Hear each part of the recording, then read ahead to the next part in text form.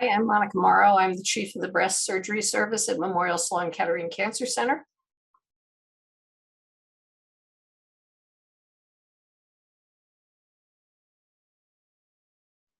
So when is contralateral prophylactic mastectomy or removal of a normal breast in a woman who's having a mastectomy in the cancerous breast medically necessary? And the answer to that question is not very often. In recent years, due to the widespread use of anti-hormonal therapy, chemotherapy, and targeted therapies such as anti-HER2 therapy, the risk of developing a new breast cancer in the opposite breast has gone steadily downwards. And so now for the average woman who has breast cancer, the chance of getting a new cancer in the other breast over the next 10 years after surgery is in the range of about 3 to 4%. So when the likelihood of getting cancer is so low, any benefit from having that breast removed is really pretty non-existent, certainly in terms of increasing the amount of time you're going to live.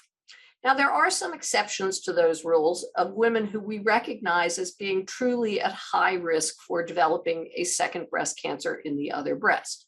And those are women who have genetic mutations in BRCA1 or BRCA2, and maybe some subsets of other gene mutations, but we don't really know too much about the risk of second breast cancers for those moderate penetrance genes at this point in time.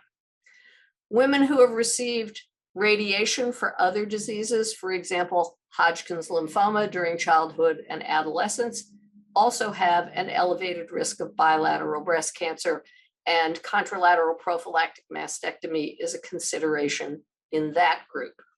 But that constitutes a very, very small proportion of women with breast cancer.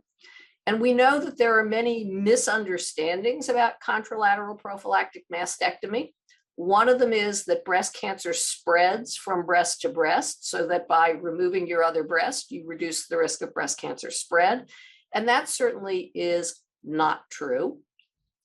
Most women overestimate their risk of a new second cancer, when in fact their biggest breast cancer risk is the cancer they've already got.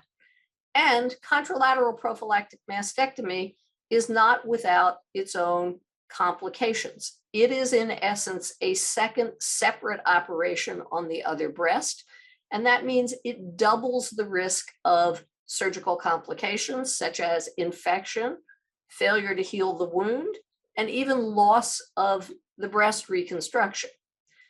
It's also much bigger surgery, and in surveys, for example, of healthy young women, about a third of them said that they greatly underestimated the amount of recovery from having a bilateral mastectomy.